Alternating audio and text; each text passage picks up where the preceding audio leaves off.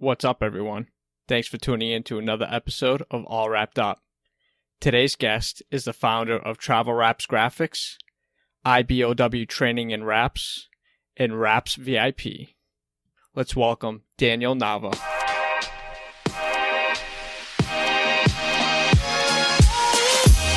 What's up, everybody? Thanks for tuning in to All Wrapped Up podcast. We'll be interviewing industry-leading wrap companies to share tips, tricks, stories, and more.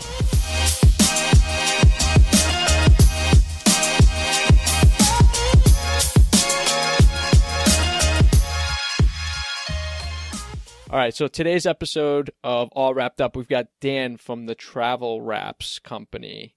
How you doing, Dan? I'm doing great. Thank you. Can you let us know what type of projects you were working on today? Today I've been working on a couple of projects. Finishing up a fleet program. We had 16 vehicles that we did rebranding on, and actually a rewrap on. Another company took a shot at it here in Indy, and the customer wasn't satisfied, so we were called in to come in and rewrap some things, and then a lot of design work today. I do design work for companies nationally and some internationally. So when I'm not installing, I have my time filled with a lot of design. Nice. And do you do a lot of the design work yourself in-house, or do you have basically a crew of people that work with you? I do all the design work myself. I do basic commercial design and then intricate detailed design. So we get calls from people to do in-depth metal type of designs. It's kind of my specialty with designing 3D effects, chromes, and things like that.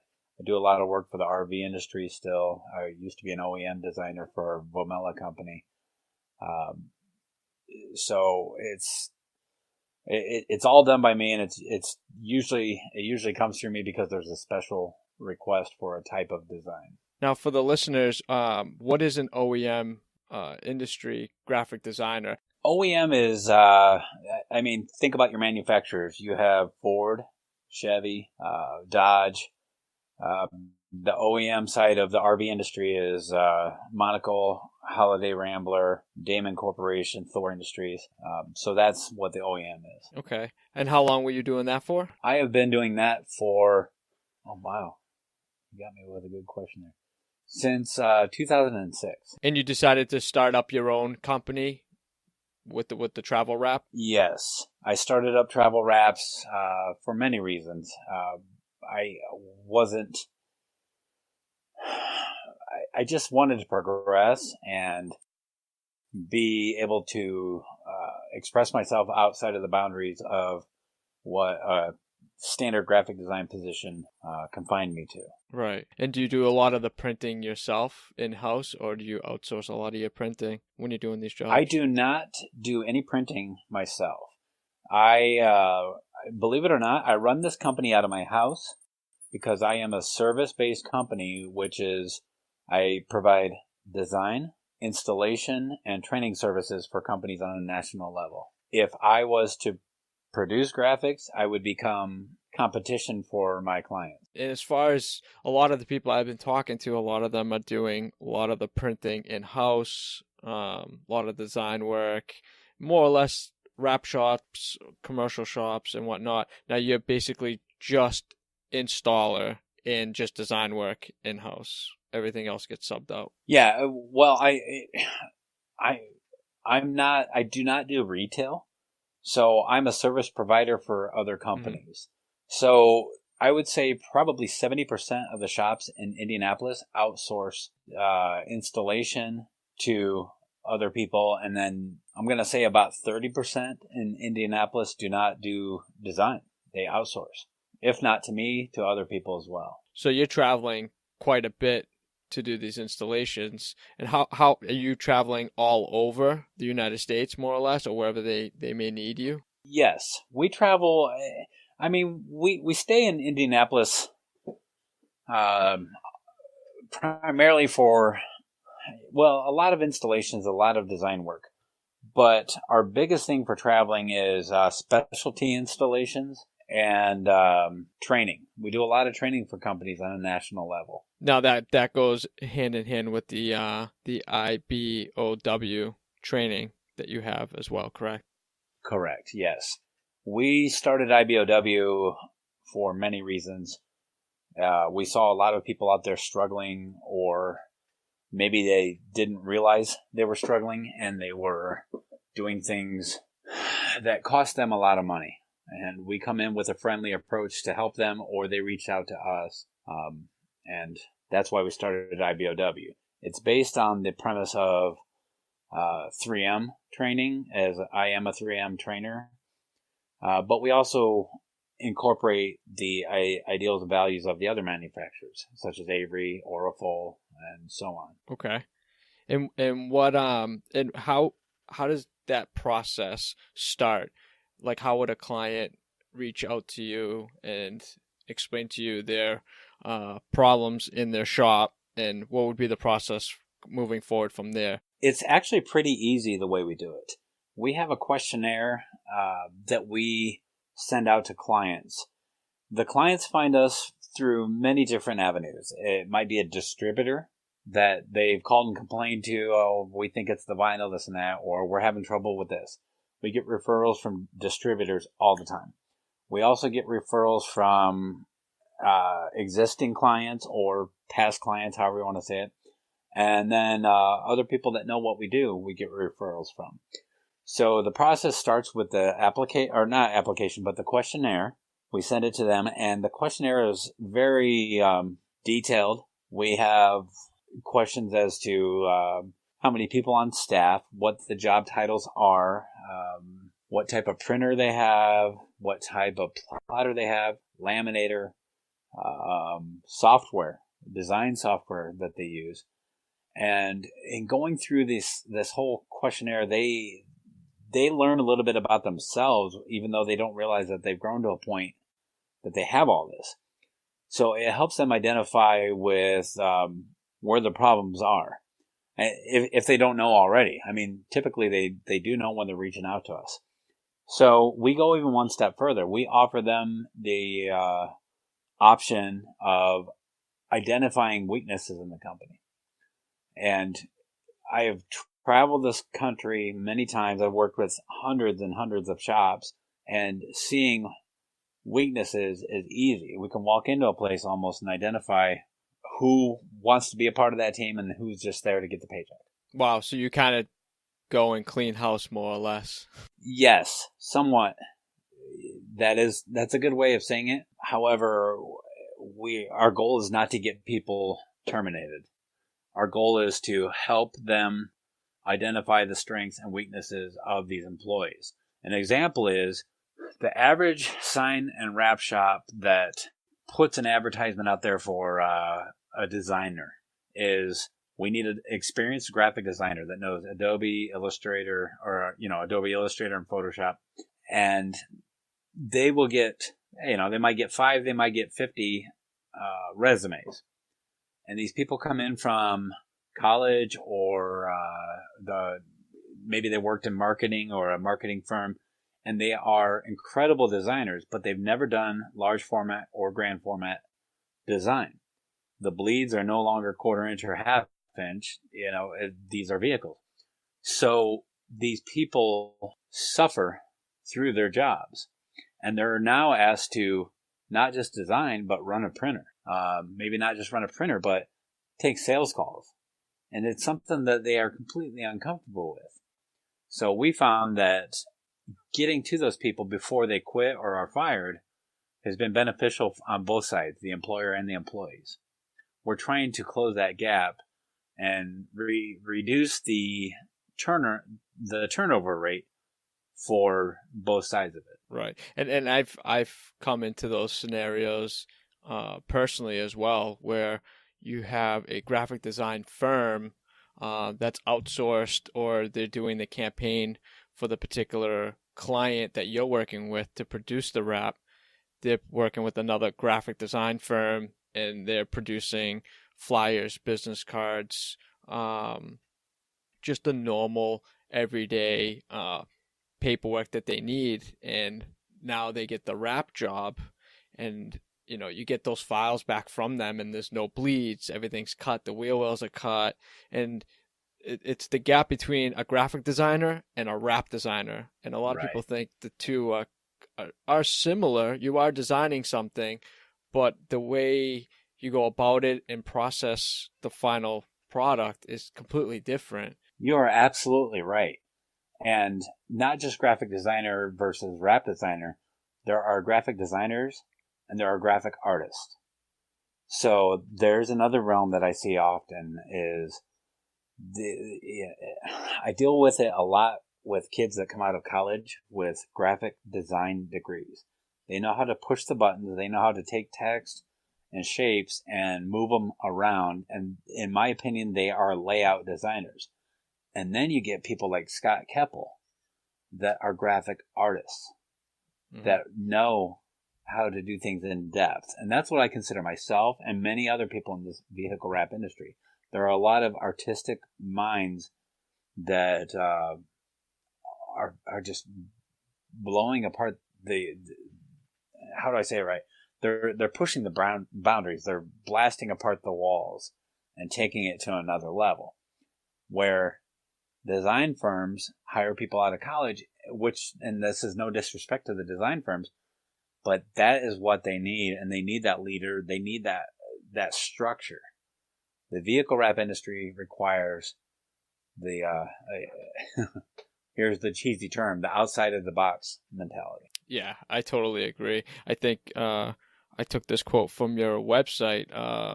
Many have sold vehicle wraps and have failed to make a profit, I think it was. Mm-hmm. And I feel like the profit is in the design work. I feel like you're selling the client at design that's going to help them produce revenue. You know the whole bit. You only get 3 to 5 seconds to look at a vehicle wrap and know what it is and get as much information from it. And I see wraps out there. It's just, you got words over the door handles, and things are cut where they're not supposed to be cut. And I think that's a big that's the big gap between the graphic design and the wrap designers. And I completely agree with you. And you're absolutely right there with the text running through door handles, things like that. A lot of times I find that is an experienced designer that knows how to work things in the programs, but does not understand how the vehicle wraps work, or maybe a billboard or a sign on the commercial graphic side that they don't realize that text is going to be too small, or there's too much information because people are driving by at 65 miles an hour. That's where we find that the benefit of training helps educate them. You know how many sign shops and wrap shops I go into and talk to about letter visibility charts. And they're like, what on earth is that? I said, Google it. And so they'll Google it and they'll say, oh my gosh, these are studies that universities have done to say a 3-inch letter is visible at this speed, at this distance. And it blows their mind to think, oh my gosh, that I may have had too much information on there. So the value of education, which to me leads to beyond education. I mean, people go to college to get a degree. We get education to get either better ourselves or to lead to certifications and so on. There is so much value, and this isn't just me trying to sell my training program. The benefits of learning is golden. We all need to learn. We all went to school growing up. There's a value in it. And so many people, either one, don't know the opportunities are out there to learn, or two, just refuse to submit and learn. And that's, this industry, even though it's, nearly 30 years old, is still in its infancy. So how do we get that word out there has been a struggle of ours. I have invested tens of thousands of dollars into marketing my training program. We still get skepticism.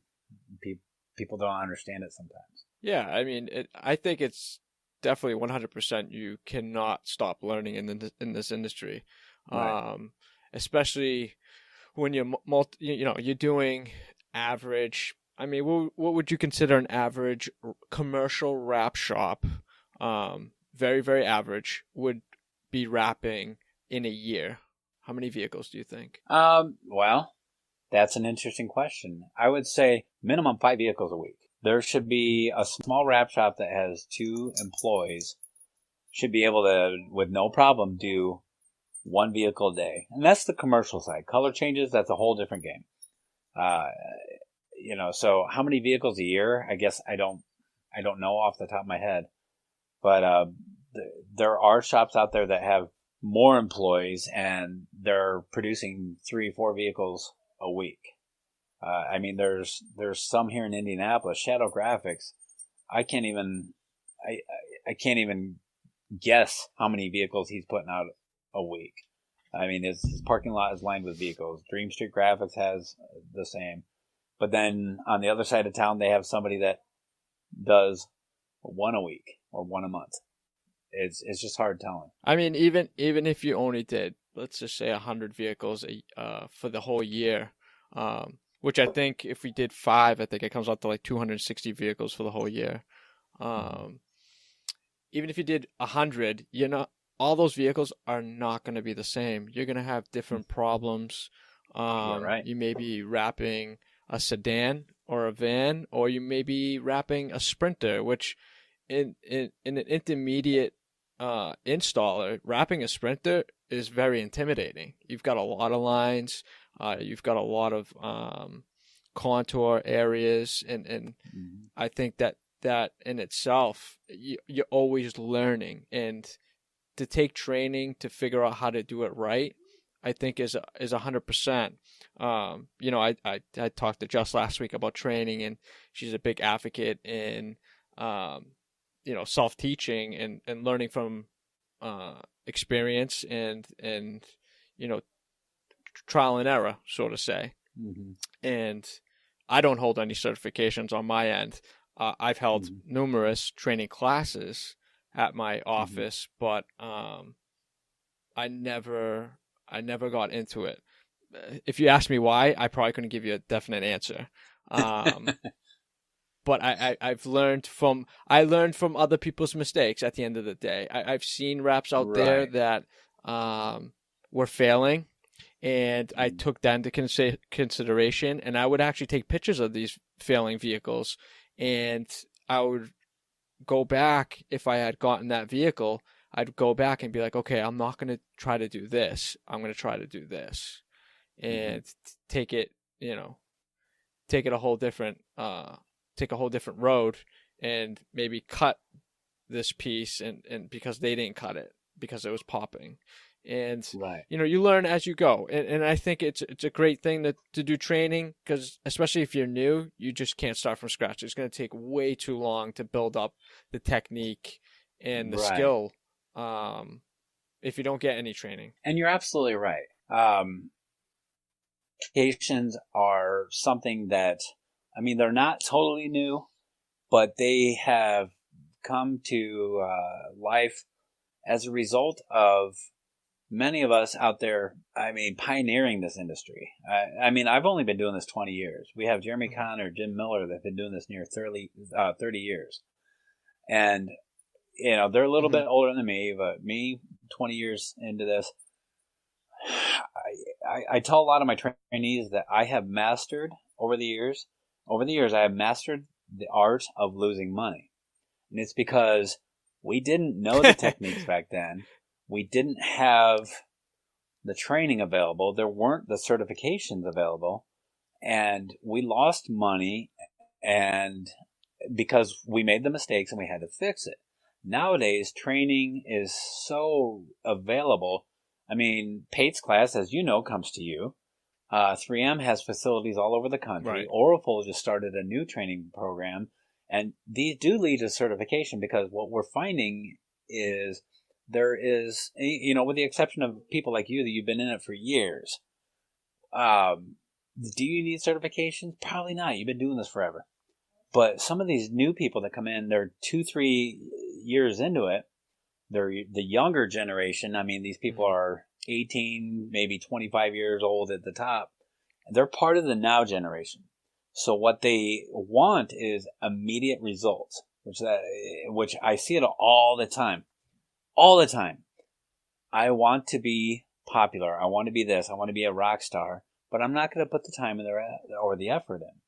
And unfortunately, we see a lot of those people fail. They move from shop to shop, and so the movement of the certifications is something that I feel is smart on the manufacturer's point.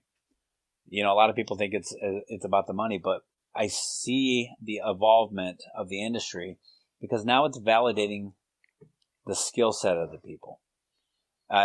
Is somebody that's been wrapping for 3 years going to do the best job that a client needs?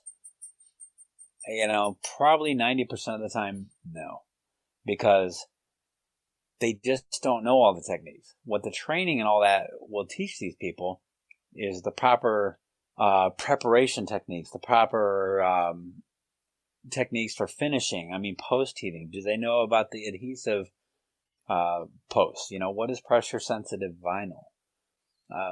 It's not just vinyl we're laying on. It's science that we're installing. And there are techniques before and after that make that thing last for the client. And we owe it to our clients to be educated because they are dropping, $3,000 to $10,000 depending on the vehicle and the wrap. So it is in my opinion, that we owe it to our clients to be educated. Right, and I totally agree with that with the new generation as well. I'm going on about 16 years into the industry, and I came from just a generation of the print, the not the print cut, but more or less the colored vinyl layering era.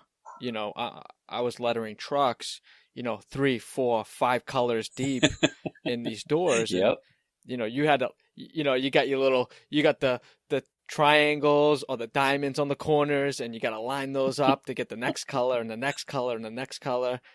I mean, that struggle. I mean, I was fortunate enough to get to that area, but I have an extreme respect for the hand painters. That's just a whole nother thing. I missed out the opportunity to go to one of the last sign industry colleges in the Boston area, Butera School of Art, here in Boston. I went to school 2 blocks away from Butera, didn't even know it was there. And a lot of people that, come out of that school are industry leaders now. I mean, I think Mike LaValle, the god of airbrushing that came up with the true flames, I think he graduated from Butera School of Art. A local guy here, Scott McKay, very, very popular airbrush artist, came out of Butera School of Art, and they started with the hand painting. A lot of people don't know, you used to draw the letters on the frisk paper and then go over it with the pouncing wheel, and then you get the the chalk in the sock and make your outline, and I have a ton of respect for people from that era because it wasn't easy. No. They'd spend a whole week lettering a truck. Nowadays, with the new generation, they're printing it in an hour and installing it and done. Right. I think there's no, I don't want to, I'm just speaking for myself, but I don't want to say that they don't respect the things that came before them, but they think it's an easier way out now to just get right into the printing industry and like, oh, I can put this on, without knowing where it came from and how the technology has evolved in, these past 30 years. Something also is with that lack of knowledge, if something fails, they are not qualified to answer their customers. I mean, if something lifts or something, door handles, front bumpers, why did it lift? To understand what went wrong is something that a lot of the installers cannot do. So, did they post heat it properly? What's the proper temperature to post heat? Some people post heat and then cut immediately. I mean, just all these little Mm. things that are so, I mean, they're imperative to the success of your business. Hey, let's talk about mechanics. If I went out, let's say I change the structure of my business tomorrow, and I have a client pull his car into my place, and he says, "Oh, there's a knock in the motor." And I just say, "I'll fix it for you," and he agrees, which he's not gonna be because he'd be a fool. But he agrees for me to fix his motor, and I do what I can to fix it, even though I don't have the proper education. I try, and then he drives that thing away, and 2 miles later, he's on the side of the road calling AAA. So is that fair that I tried? I mean, I gave it my best shot. I mean, I had good intentions, but is that right to treat him that way? Yeah, you're absolutely right. It's unfortunate that I see so many of these people coming into the industry. Some, and we invite people in the industry. That's what I do. I train people, but we invite people to do it the right way. Be humble, have humility. You make mistakes, be humble. Let's go off on an example here. We had, I'm partnered with Dub Magazine, so we do a lot of stuff for trade shows. We did RapsCon this summer. We did the Dub booth at SEMA. And we had a crew come in that they're non-certified, and they're excited that they're not certified. They removed door handles without permission. They were not to do that. They broke an interior door handle clip and didn't tell us. They just put the door back together without telling us. They scratched the paint around the door handles and taken the door handles off. And then they pulled the backing paper off of a printed graphic and preheated it with a torch and stretched it into place, so the graphics were warped and they ran downhill on the back of the bed. That being said, Dan, as IBOW, took a lot of heat from the president of Deb Magazine because that was his personal vehicle. He got it back to Los Angeles, and they pulled the wrap off, and they found all the damage. I mean, we already saw the angled door handle, or the angled graphics, forgive me. And the fact that they did all this damage and then tried to hide it, so where are we at with that? Why does that need to happen? Had they, for one, known a little bit about heating and pre-stretching, I mean, for commercial graphics, that's only going to give you trouble. And so I thought maybe they haven't learned, or they haven't had the opportunity, or maybe they don't want to learn. So, and it's not just with live wrapping. I'll see it here in Indianapolis. I'm sure you see it up there in Boston. You get customers that come in and say, "Wow, look at this." And there's that saying that people say the vinyl tells the story, because you look at that vinyl and you know what went wrong as soon as they show you. Yep, absolutely, 100%. And I think most of the part is that no one's really calling them out on it. Whether it be the client that may see it and may just live with it, or someone in the industry might see it. Because, I mean, everyone does try to promote their own vehicles. They'll put a little sticker in the window, put it on the back bumper, and then you'll start to see a pattern. When you see that specific vehicle, you'll know so-and-so did that one. And you go to the back of the van, oh, there's their logo. I was right, and it's tough. I mean, a lot of people don't take initiative now. Like you said, the generation is a little bit different now than what it was back then. And maybe they were just trying to show off. I mean, that is a little ballsy to, if you're told not to disassemble anything, and then you go and take door handles out and start doing things the wrong way, you're setting yourself up for failure. Right. What's interesting though is, I'll continue on this door handle thing because I just gave the whole description of it. Is I talked to this girl about this, and she and her boyfriend called me up and were really unhappy with me. So they for one didn't apologize. For two, they were demanding, for one, respect, and two, defending themselves. And I wasn't being a jerk. I'm just explaining to them what I had experienced with the president. I mean, so I think she's like 23 years old. So here she is, part of the now generation, and she's on her Facebook and Instagram, all that. She says, "I'm demanding things from the industry. I'm demanding attention. I'm demanding respect." You know what? That's great, but in my personal opinion, my view is we earn that attention. We earn that respect. Demanding things, and let me get off of her. There's plenty of people nationwide. You know what? I was a cocky 23-year-old too, but we have to get over that the fact that we don't always know everything, and once I was able to humble myself, I started learning. There's a guy that nobody in this industry probably knows. I mean, some people do, but he's one of the best rappers in this industry. His name is Jim Pittman. He's out of northern Indiana, and he travels the world rapping. Not one certification, not anything. He's the one that taught me to rap. And that guy will run circles around me to this day and anyone else that I could put him up against. But he is so humble and he is so successful. It just, for me, it's an honor that I was trained by him. And the fact that he thought enough of me to lead me in the right direction meant a lot. It's so you take these opportunities and you grab them, you hold on to them.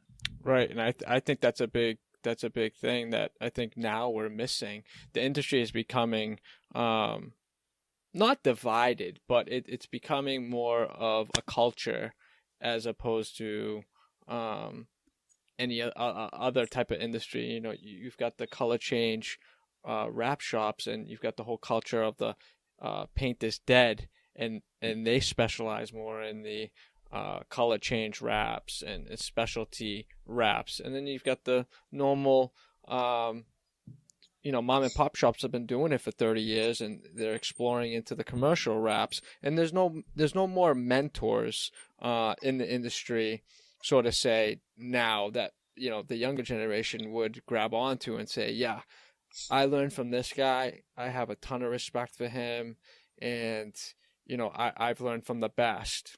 Right. Whether it's a trainer to get a certification, or whether it be somebody you follow on social media or YouTube, or are physically watching what they do on a day-to-day basis.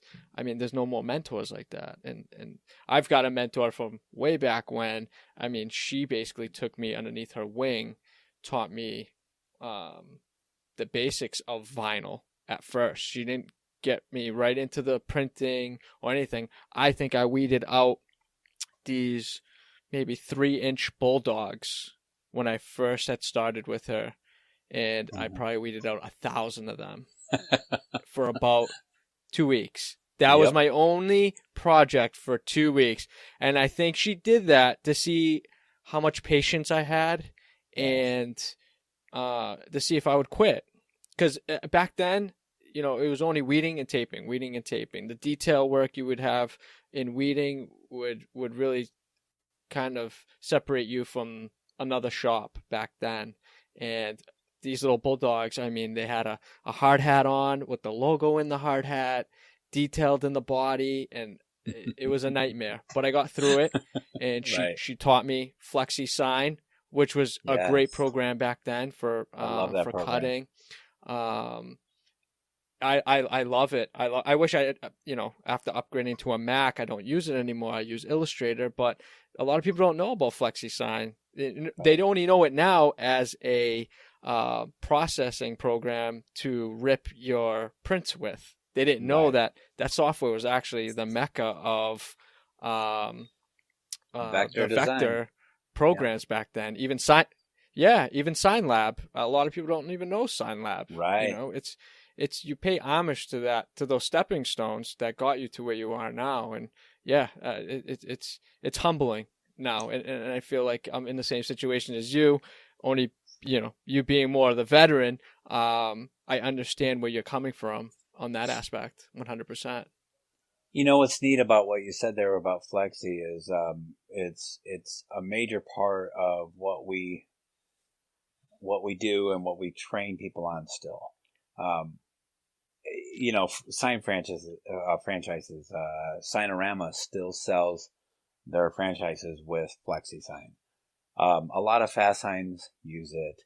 It is prevalent. It is here to stay, and it's made a lot of changes. It has evolved in many great ways. In my opinion, it's not the best imaging program, but I Mm-hmm. I think it's great for vehicle wrap design for the commercial side of things. You see a lot of mom and pop shops or 40 somethings that left their careers to purchase a franchise with Signorama. It's easy for them to learn. So I love Flexi. We actually support training in Flexi. I know Flexi inside and out, but it's become such a valuable part of our training that we brought the head trainer for Flexi Sign Pro, Mark Rugen. We brought him onto IBOW probably 5 or 6 months ago. It's a great program. Now, when I do design, I use Illustrator and Photoshop, and I'm bouncing back between the two all the time. But Flexi has a place, and it's in my opinion, it's never going away. It's old school, and it's still progressing. So it's great that you brought it up.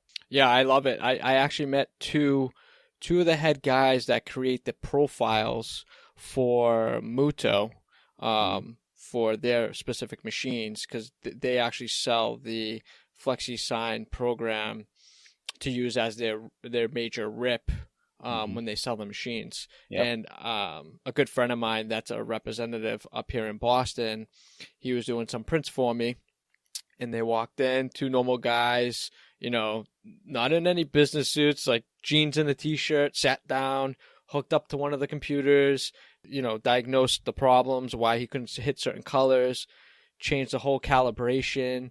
And after they left, I'm like, who are those guys? They work for you? He's like, oh, no, those are two of the head guys from FlexiSign that come down and calibrate the machines and make sure the machines are all calibrated right for the right profiles. I'm like, wow, that's nice. And I didn't know they're actually, I think they're local. I want to say they're in New Hampshire or Maine or something like that. One of the founders or something like that. I might be talking out of my ass right now, but I could have sworn it was kind of local around this area. Yeah, but either way, there's people out there that are supporting it. It's interesting that you mentioned Muto because Mark Rugen, I told you he's one of our IBOW trainers. He was 2 months ago hired by Muto to help them evolve, and I can't speak too much on it because I don't know all the details. But he's still the head trainer for Flexi, and he founded GiveMeHelp.com for Flexi users. But Muto saw the value in him and what he is doing so much so that they decided they wanted him to help Muto, which is neat. I mean, these companies are looking to him. They're looking to IBOW. We're going to be doing some stuff with Muto. We're going to be doing something with a national distributor next year, training their sales reps. It's not formalized, or we can't formally announce it yet, but look to the first of the year for that. 50 locations across the country will be training sales reps on how to communicate wrap. So all these things are evolving. I mean, we've got our heavy involvement with Dub. We're looking at creating an app for installers to order from their phones. I mean, we've got people that are computer savvy and that some are not. But imagine being on the job and you screw up passenger side. You get a dust or a leaf that pulls up in your vinyl because you just weren't paying attention. You're trying to get the job done. You need to reorder. So imagine ordering from your phone real quick, So you're in the mix of creating an app for that? Well, we are looking at partnering with Color Reel and Car Wrapper. Anka Urbanik, Anna, we call her Anna. She's from Slovakia and she owns those two apps. So she already has the app, but we are evolving that app to help wrappers be more efficient. And I mean, it could be, we need something that we goofed up, or a customer calls at 4:00 on Friday, I want to get the car done Monday or Tuesday or whatever. Well, that's impossible. However, you can just go to your phone because maybe you're already left for the day because you got your job done and you're sitting in a restaurant and you can order right from your phone. Now, how much more work do you guys do for Dub and your affiliation with them? Sure. Let's go back to the beginning of my relationship with Dub. I used to live in Southern California and work in vehicle wraps, nearly 20 years ago. The company back then was Starshield Armor. They ran they were a paint protection film company. They sold to somebody else. Now they're Starshield Solutions. So I worked for them for years. Ran their graphics division. We sponsored a lot of race cars. Eventually, drifting came about, so we did a lot of stuff like that. Earl Manguni was the marketing manager for Starshield Armor, and he is now the director of operations for Dub Magazine, which Earl and his boss acquired Dub Magazine 2 years ago.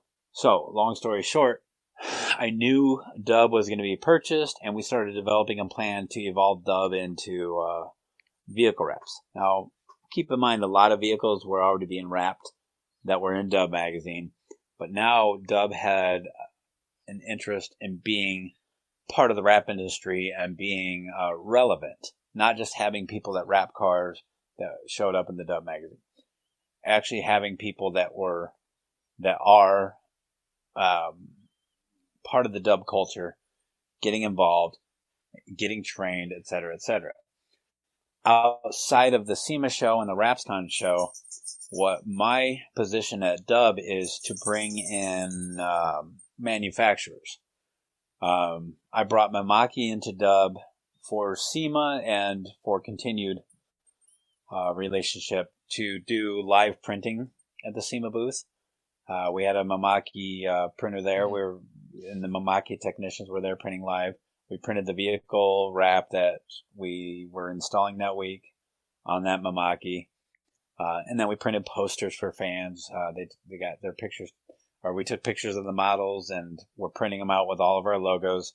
And, as they come off the printer, we're cutting them and giving them away to fans, which is really cool. We're working on getting a major vinyl manufacturer into Dub. Unfortunately, I'm not allowed to say the name. They already have Avery. They already have Hexus, but, another major name you guys can put together on your own, but we're working on getting them in. We're partnering with a TV show that's on the Velocity channel. And we're bringing lots of tools in. We brought mag straps in. There's Dub Edition mag straps now. Wrap glove is in Dub. We're bringing blade cage in by Luis Tirado. We're trying to get a Dub Edition blade cage in there. So, kind of connecting the Dub side of things to the wrap industry and the wrap industry to the Dub side of things. Keep in mind, Dub works primarily with restyle shops, people that are flipping cars or converting cars, lowering cars, take a Lambo, put Liberty Walk flares on them and put, maybe not Dub wheels, but Forgiatos, who Dub is partnered with, and making these Dub Edition vehicles. So that's what we're trying to do with the wrap industry. And this major manufacturer we're trying to bring on, we're looking at doing a custom Dub color for 2018 wrap material. And that's cool that you brought Mamaki in, because I believe after reading up on a lot of wide format printing manufacturers, they were one of the first ones to produce the first wide format printer, correct? Well, I don't know the answer to that exactly. I do know Mamaki is coming out. It's been released with an upright infrared printer that is going to compete with HP latex technology. So, and I say that with all due respect because we do work with HP too. I did a design for the HP booth for WrapsCon, and we had one of our lead trainers, Nate Krause, wrapping live in the booth at WrapsCon for HP. We do our best to try not to take sides of manufacturers. I'm 3M certified. I'm a 3M trainer, but I install all vinyl. I work with all vinyl. I work with all Right. manufacturers. I'm friends with all the different manufacturers because, in my opinion, it's best to know every aspect of the industry to the best of your ability. Yeah. Why limit yourself to only one brand? Because everyone's got their own piece of the pie, and why not, share with everybody?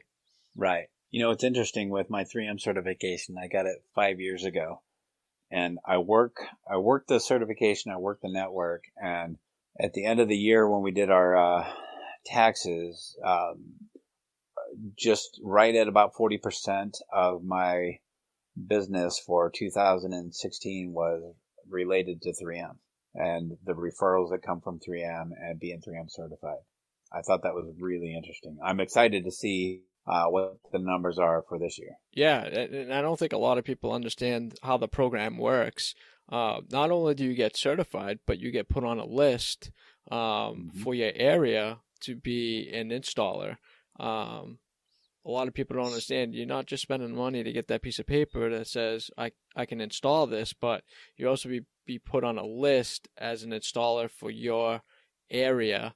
And I think 3M really grabbed hold of the market doing that and exploring that whole program in that way, because I feel like they really want to almost monopolize their product, worldwide, nationwide, and having installers that are certified in multiple locations just makes it easier for them, where they don't have to send someone out, traveling costs and staying overnight in a hotel or whatnot. It's easy to have people be certified in a specific location, call them up. Hey, do you want this? Oh, no? Okay, we'll call Joe down the street that's certified too. Ask him if he wants it. And eventually somebody Right. will get there. And the more work that you actually produce for them, they give you a gold status, silver status, or platinum status. I think I don't really know. You could probably elaborate in detail how that works. But the more installs you do for them, the more calls you get for particular jobs, or you're the first one to get called for those particular jobs. Well, I personally am not aware of the gold status or anything like that, but I will say, like I said, I work the network, and what that means is when I get a call, I take care of it. I take care of the customer. I show up. I look professional. I don't use profanities on the job site, and I handle business. I don't show up high. I don't show up drunk. I mean, a lot of these, that's a big issue in this industry, and to each their own. I could care less if somebody wants to smoke pot, but don't show up to your customer's place high. Don't walk in smelling like it. So Right. that's an issue of its own. I don't agree with the monopolize thing that you said, and I know you weren't using it in with malintent, but what I see with 3M and the other manufacturers too is they're trying to gain control of the output of their product. I mean, anyone can go out and install vinyl. Anyone can. I mean, whether they've never done it or they've been doing it for 20 years, anyone is allowed to do it, which is fine. But when somebody is dropping $2,000-3,000 on a commercial wrap or whatever it may be, I go right back to it. The end user, the client, the customer deserves to have it done right. You're investing in yourself to better the industry, which is what we believe in. It's what we are. It's what we do.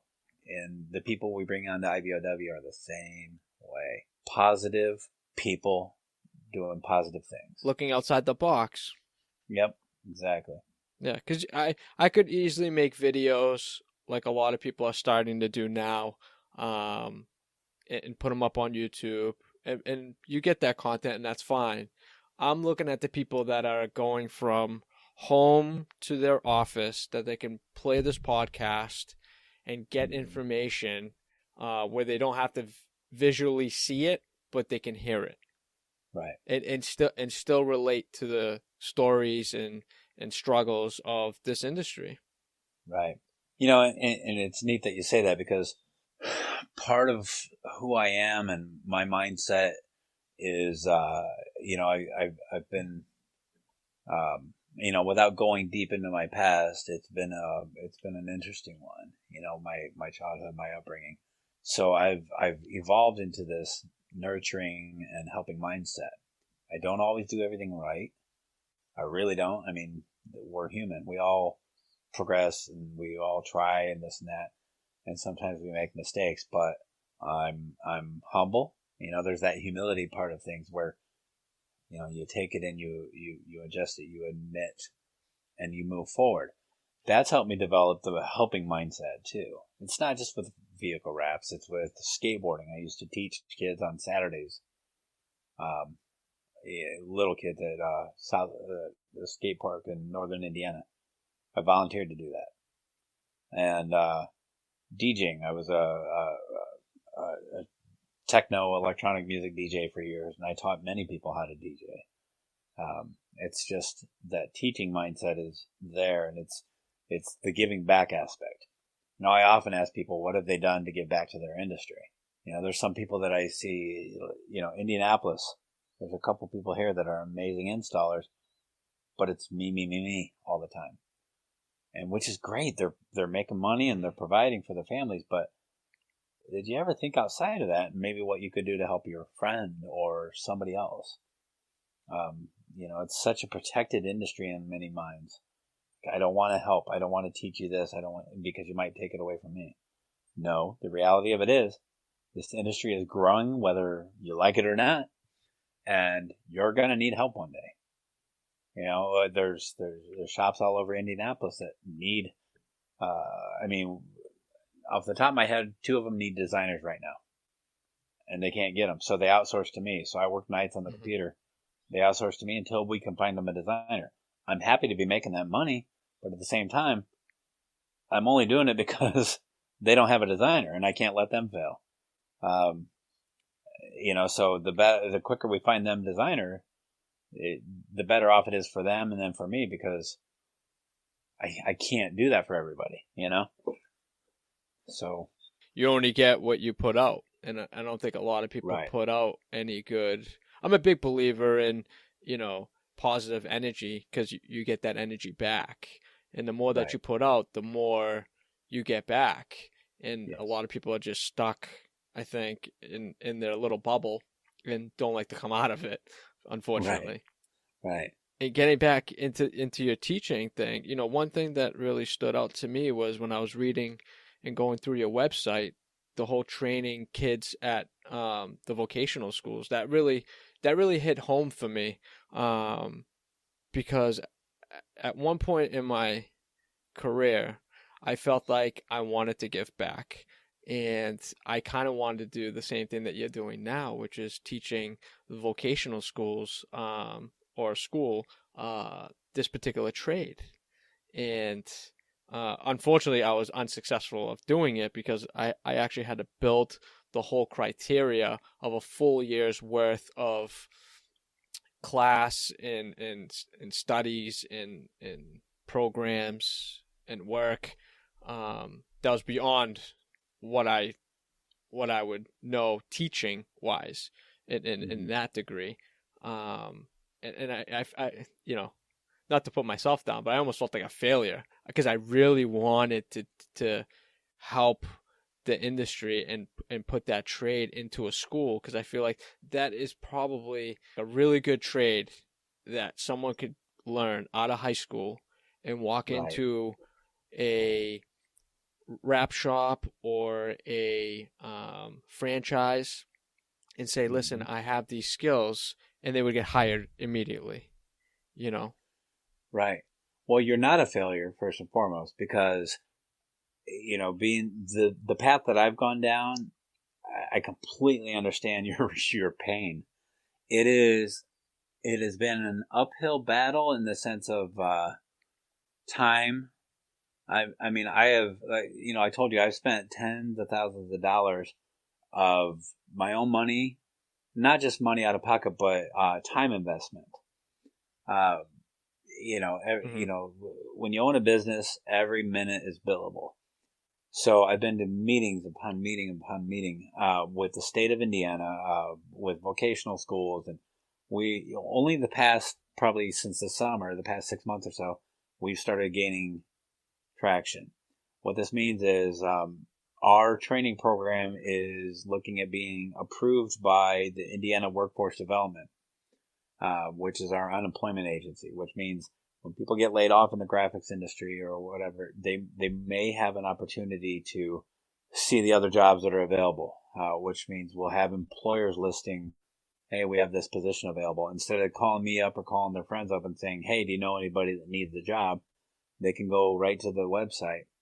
What this will help employers do is, let's say so and so gets fired because they couldn't show up for work on time. They've been there for 2 years, and all of a sudden they've got some issue in their life, and or maybe they don't like working there anymore, so they get fired and they file for unemployment. And let's say the ex-employee wins. Now they can sit on unemployment for however long. What our mission is to close that gap. Now, okay, fine, so and so fired them, but these other three shops are looking for somebody with those skills. And in Indiana, you're required to apply for jobs. I'm not sure exactly what the amount is per week. I think it's like five applications per week you're supposed to submit. Now we're opening up those doors to, for one, the ex-employee that is looking for a job, and two, to close that gap and for the ex-employer that is paying into that unemployment. It's a win-win.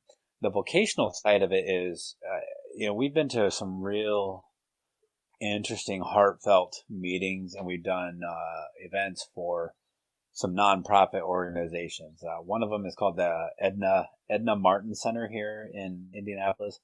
That they are in right in the middle of a neighborhood that a lot of people be afraid to drive into. And what we find there is a group of educators and volunteers, and then some people, they're paid staff. They run the center, which rightfully so, they deserve that because they've dedicated their lives and careers to it. But they take kids that, an example, this one lady helped a 14-year-old develop his resume because his mom is high on drugs and his dad's in prison. And this kid can't focus in school and he just wants to work to help his mom out. Like, oh my gosh, what do you say to this kid? Stay in school? He's not going to. So let's be realistic. Let's give him some skills. Some of these kids are graduating high school with no future in their minds because they can't afford to go to college. So let's teach these kids how to lay vinyl, how to do graphic design. Depending on their skill set, their mindset, what are they qualified for? Let's give them a trade. Let's give them a skill and a trade.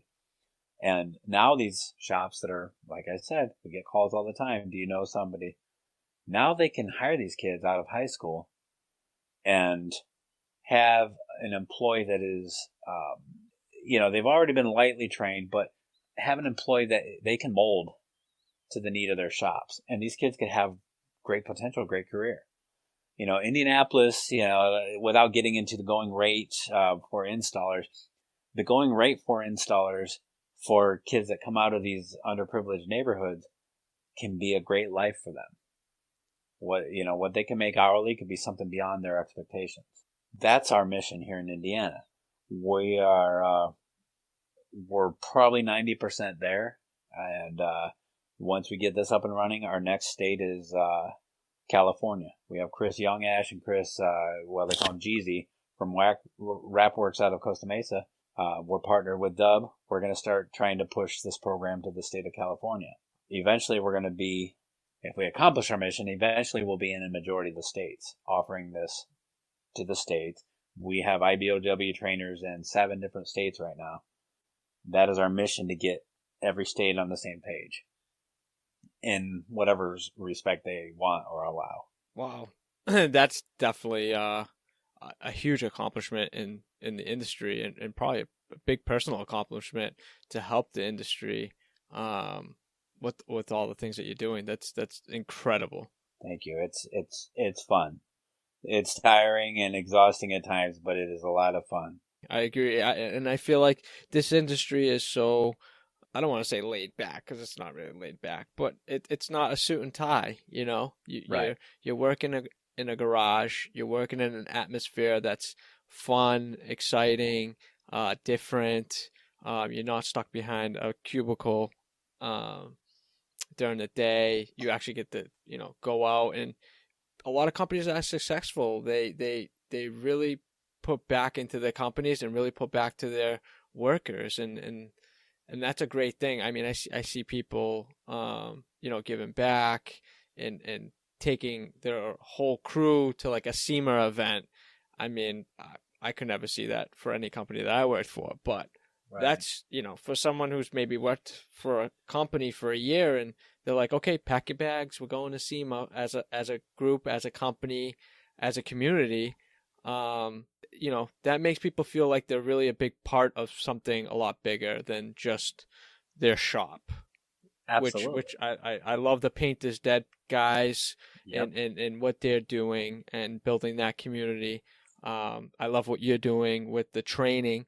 Um, there's just so many avenues you can take in this industry, and just to be a trainer too. I mean, take Justin Pate, Hmm. back when he was wrapping cars that didn't have the technology that the material has now, how difficult it was, and he built that up and saw something that we didn't see, um, and capitalized on it, made himself Right. the number one person to um, for these big corporations, whether it be Avery or 3M, to hire him to work. And all he does is travel the world, do a couple of training seminars a week. And I forget, he had mentioned on his Instagram he had a total amount of training classes that he did for the whole year. Mhm. But it was a lot, Right. and yeah, it's tough when you have a family. I totally get that.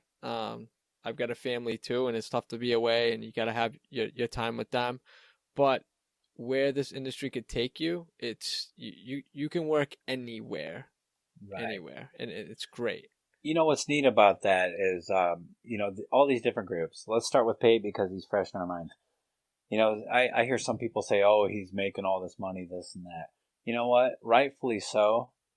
I don't know. None of us know truly what he makes, but here's a man that's sacrificing time with his family, his wife and his daughter, but he's doing it to better the industry. Yes, he loves what he does. He gets to see the world, but really, after so many trips, how glamorous is that? But he's doing it. He's giving back to the industry, even though he's getting paid for it. In my opinion, he's giving back and he's doing a remarkable job. You've got Tim Evans of rappermapper.com that, he's become a good friend of mine, but my gosh, he gives away so much time to make this website available for people to use for free. For free. I mean, he's at every event. He's out of pocket at all these events, taking photos of everyone and anyone he can, and then he goes back to his hotel room at SEMA, at RapsCon, or whatever, and before going out to the industry event, he's eating whatever room service he gets while uploading photos to keep everything fresh for people that can't afford to be there. You've got Pain is Dead doing all these Hmm. remarkable things for the industry too, bringing excellence to the forefront. You got Masters of Branding doing the same thing. Well, not the same. They're both their own entity, but they're doing things to better the industry and promote the excellence in the industry. And I think about these people and the fact that we know them, that we're friends with them, and all of that. It's a humbling experience. There are so many great people doing so many great things. Uh, I mean, imagine the next 10 years. Just try to picture that. What is going to happen in the next 10 years? Yeah, I was going to transition into asking you, where do you see the rap industry even 5 years? I mean, I see these 5 year increments, and technology is changing and the industry is changing. Where do you see this all going? Um, I see the commercial industry forever. Let's put infinity on the end of the commercial industry. The color change industry as well, just probably not as grand as the commercial. But the color change industry is evolving in a way that, um, that I mean, 10 years ago, we didn't even predict this. I mean, you got Kevin from PG Nola with his Joker vehicle last year. I mean, the embossed graphics, the underlays, things like that. I mean, mind blowing. You got Nick from Australia with his Volkswagen this year with the embossed wood grain. It's the forward thinking is something that is unpredictable. I mean, last year at SEMA, when they announced the winner of Rap Like a King, you know, Kevin Kemp and Ken Ton were, you know, I was standing there talking to them, and you know, they didn't win, but I still was amazed. I mean, Ken Ton with his Boogie Nights Corvette, unbelievable, you know. And they're saying, well, we got to raise the bar for next year. I'm like, raise the bar? How do you do that? You know, but they do. They challenge themselves, and that's what everyone does. We challenge ourselves to think of the next best thing. We've got an idea for a SEMA build for next year. Nate, one of my trainers, Nate Krause, and I were talking to a guy at SEMA with a skill that he has, and we're keeping it hush hush. But like the idea of what he does combined with what we do, we could come out with a SEMA build that would be a first of its kind. Will we be able to pull it off? I don't know. We're still trying to talk it through. Is it feasible from a monetary aspect? Probably not. But if we could pull it off, it would be something that the industry has never seen. Not just the rap industry, but the automotive industry. So, But that's what, you know, so where is this industry going in 5-10 years? I don't know. I don't know. It's going to be amazing. Good answer.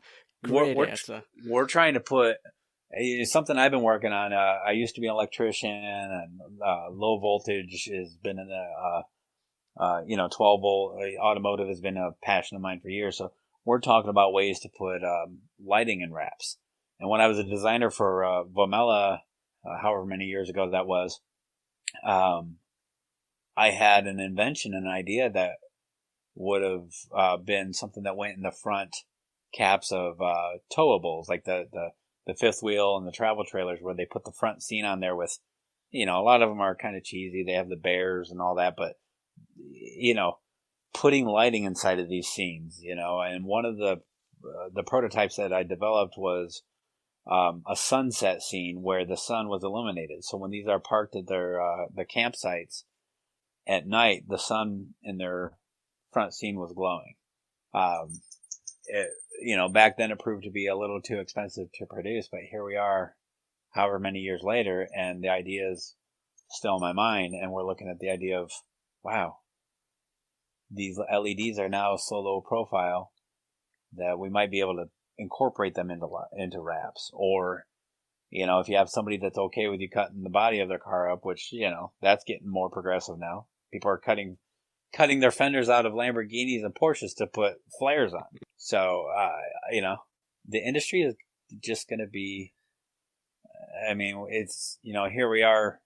I'm 43 years old, and I'm like that 5-year-old looking under the Christmas tree, you know?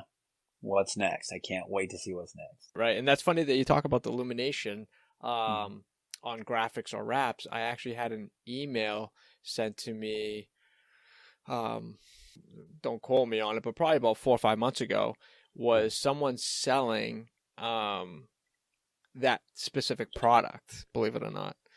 And I actually called them back because I thought it was a sales lead. They had filled out a application on my website and called back, and it was a father and son that actually created the electroluminescent film. Yes. And I'm like, I'm like, I'll never use that on a wrap. But why would he's like, well, you know, when I sent you something, maybe you can try it. Maybe you can just light up some lettering and in your wrap design and just see what you think. I don't know if I'm gonna in that market. And now that you're saying it, it's all coming full circle now as you're talking to me about it. And I'll try to fish out that email because I know I kept it.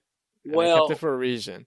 Without mentioning names, I think I know who you're talking about, and I prototyped their stuff 2 or 3 years ago, and it is really cool. Don't get me wrong, it is incredible at night, but during the day, there's a bulkiness to it that didn't work well.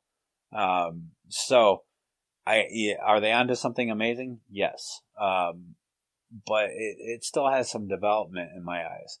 Now, for commercial side of it, things like that, I think it has a great use for police vehicles, fire vehicles, things like that. Yes, I think they should all do it because it is such a spectacular product for that. But with what we're doing, the more the custom side of things, and on even our commercial clients, it just wouldn't work. Now, he was talking to me about his ideas of developing, and I'm excited to see what he comes up with because again, we took it to the what they call it, Carb Day, for the day before Indianapolis 500, or 2 days before. It's on a Friday, and we went to Carb Day at about 7 o'clock at night, parked the vehicle, and it's such a low voltage draw. The rate of draw is so low that we left it there for about 5 hours running. So people were walking by it, taking pictures of it and this and that.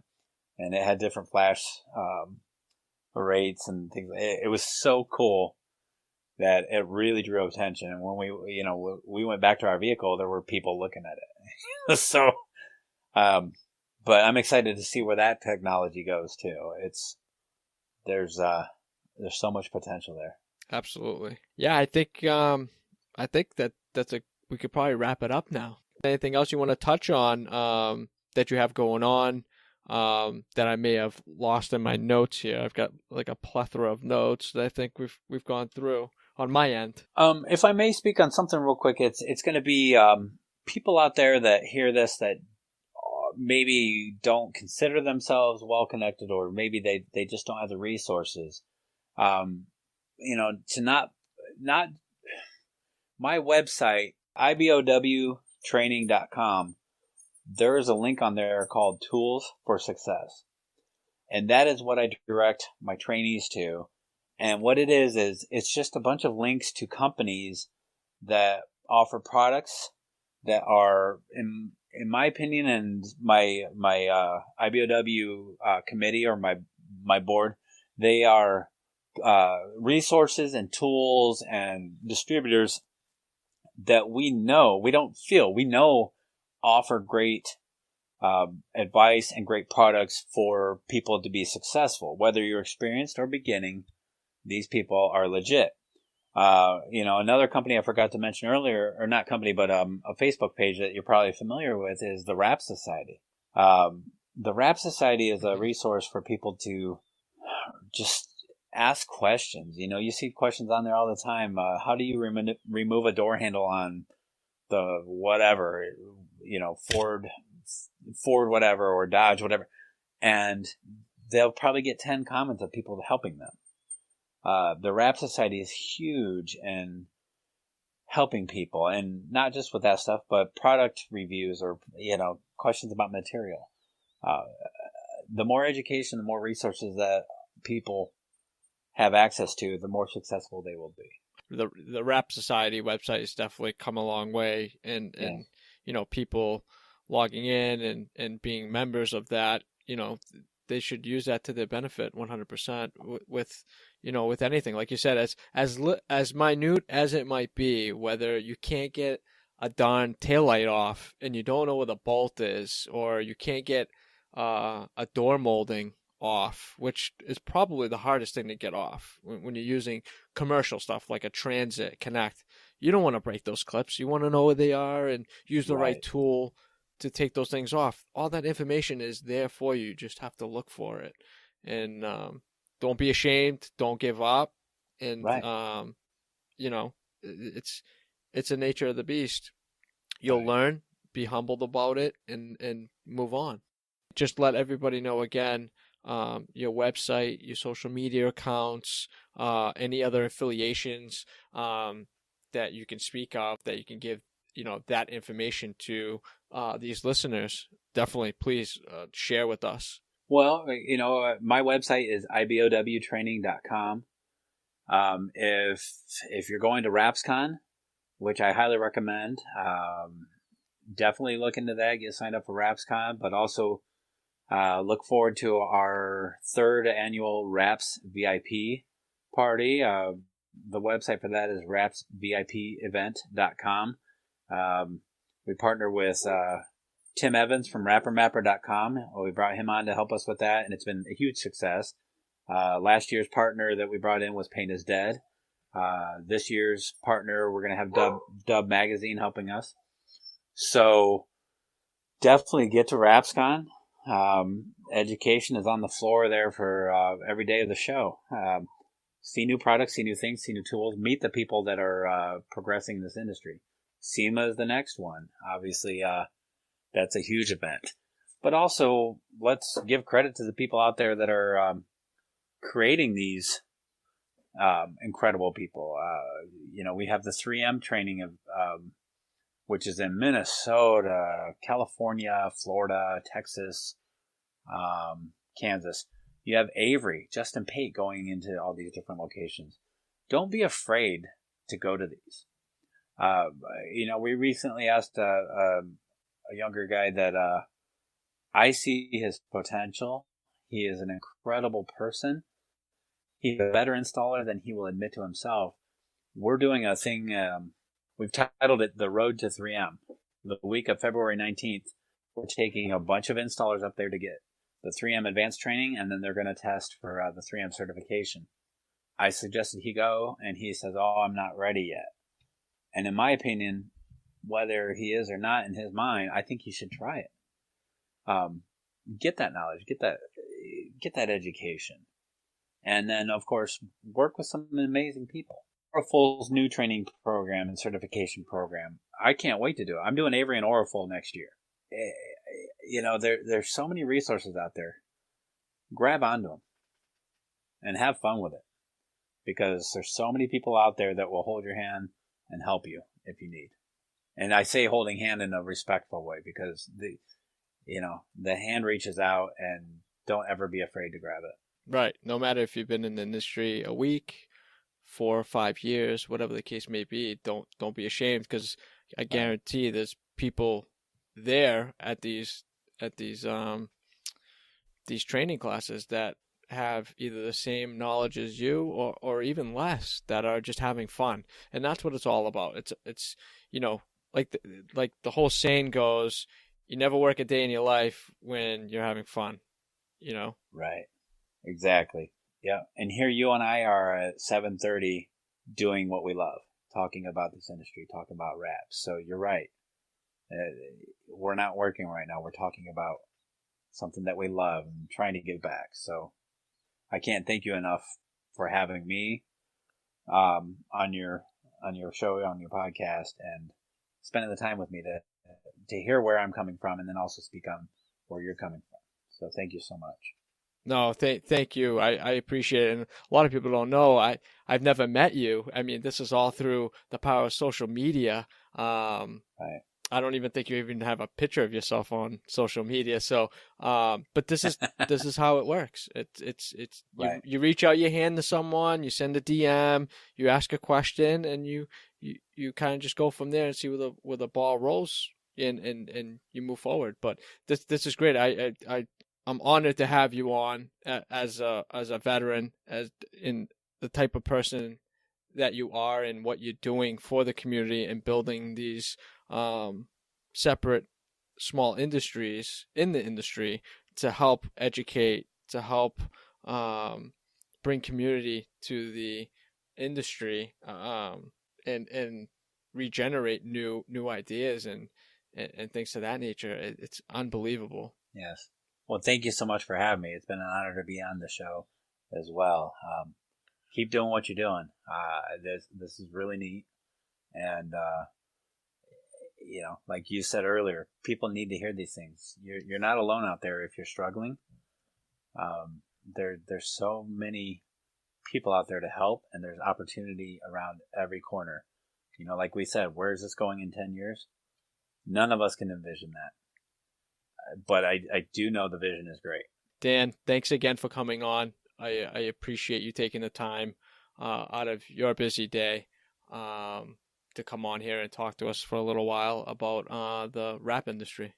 And thank you as well. It was truly a pleasure, and thank you so much. I want to thank Dan for taking the time to talk to us today. and for everything he's doing in the rap industry. Make sure to tune in to next week's episode. We're talking to Chuck Cordy about what he's been doing the last 29 years in the industry. Till next time, that's a wrap.